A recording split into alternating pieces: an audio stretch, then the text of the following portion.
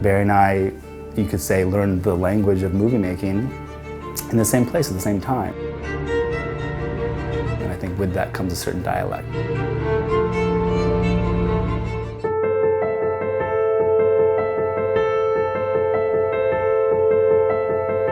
I think with Moonlight, you know, the three sections of that film, color does play distinctly different each time, and that was, you know, something that we wanted to be subtle. I mean, this is not three short films. This is a one feature film with three sections. So the choices of different color palettes were there, and they were evident in how we, you know, specifically, for example, we changed different LUTs in the DI process for each one of those things.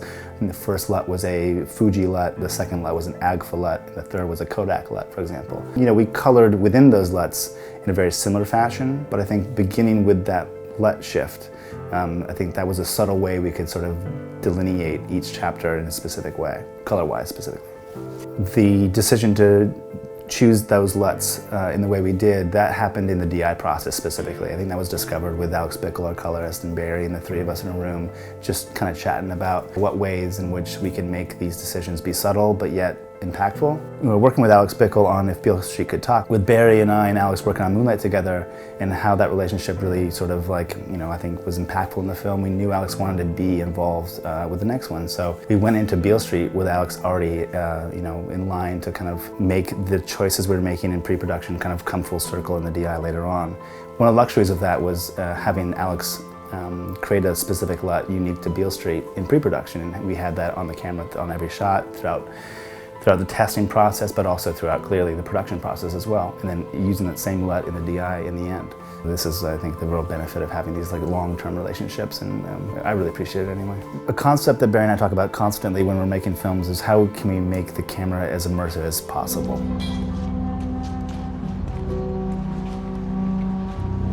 Yo, Kev. It's something that we really find valuable when approaching a project and in a scene-by-scene basis. The scene in Moonlight where they're swimming, Juan, the character that played by Mahershala, is giving, you know, Little the lesson. For us, the choice was basically how do we basically make the camera also join them in the swimming lesson? Well, the way that it became essential was to bring the camera out into the water, to have the camera almost physically take the lesson with him. And, you know, in a weird way I was physically trying to hold this Alexa XT with an anamorphic lens inside of it, inside of a Hydroflex. It's got quite large and quite big. And, you know, as I struggled with the tides and I struggled with the waves coming in and crashing over the optical front, so was this character Little learning to swim as well through the same experience.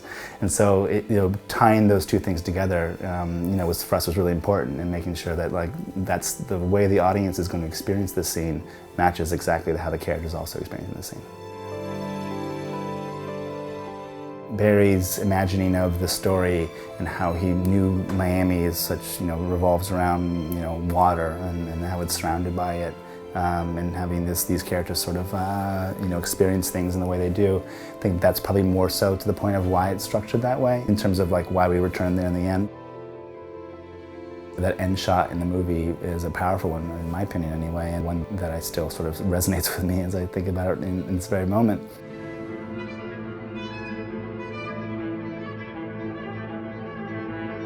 So that scene with Little and his mother in the hallway, it's a very simple one light-wise actually. You know, I believe there's a light map forward in the ceiling that's providing some top light to both characters. And there's another light map forward giving them a little bit of a key light and also like an eye light. Everything else is quite practical. The lamp behind Little, I think he has a little bit of edge light on the side of him. I think that's directly from the lamp, for example.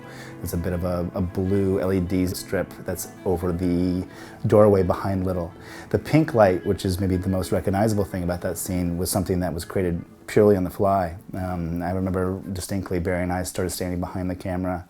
Our gaffer had placed an RGB LED light in the bedroom behind her, and he had his little mixing board as they do, and Barry and I just sort of went through a great deal of spectrums. I think we ended up landing on pink in a really effortless sort of gut level trust way. It wasn't something that was planned in 6 weeks out earlier in pre-production or anything like that. It was just sort of watching the gaffer sort of run through a great deal of colors, and in the end, you know, the pink just seemed to sort of speak to us in a certain sort of subconscious way.